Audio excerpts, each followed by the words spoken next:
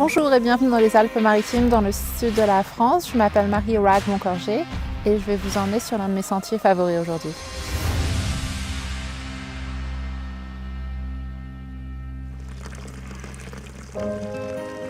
J'ai commencé à faire du VTT parce que je cherchais un sport en complément du snowboard. Et on retrouve ce sentiment qu'on avait quand on était enfant, quand on commençait à faire du vélo. Avec mon mari, on cherchait un endroit où on puisse faire du vélo quasiment toute l'année et qui soit également proche d'un aéroport international pour pouvoir voyager facilement. L'arrière-pays niçois s'est présenté à nous. On l'a adoré, c'est magnifique. Notre sortie nous amène quasiment du bord de mer jusqu'en haute montagne. Alors le début de la sortie, on commence à l'Escarène, c'est une boucle. On commence sur la route afin de s'échauffer et puis jusqu'à Lucéram à peu près on est sur la route. Donc ça nous fait 4 ou 5 km de route tranquillement avec 3-4% de montée. On a peut-être souffert un petit peu dans la montée mais on se fait tellement plaisir dans la descente.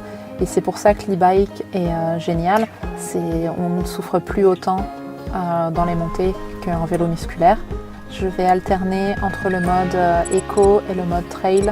Et une fois arrivé sur des single track, là je vais mettre, et surtout si les single track sont en montée, je vais mettre le mode boost pour vraiment pouvoir m'amuser dans la montée.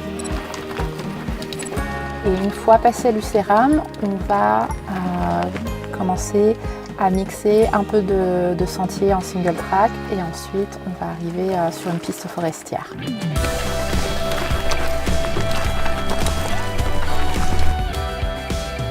Pour faire des sorties autour d'ici, il faut avoir un minimum de fitness parce qu'on ne fait que monter et de longues montées et de longues descentes.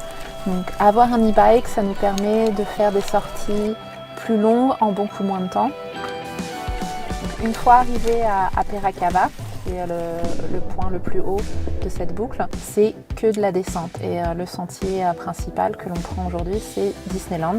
On l'appelle Disneyland parce que c'est marrant, on s'amuse, c'est fun pour tout le monde, que ce soit pour les adultes, pour les enfants.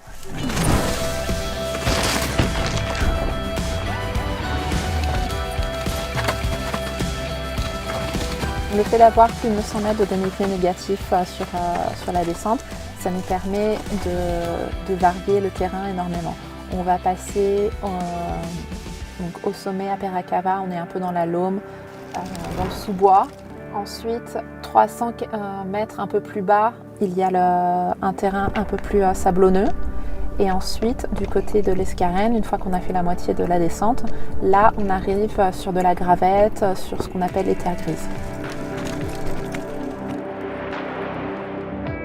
Dans la région, de plus en plus de gens optent pour avoir un e-bike.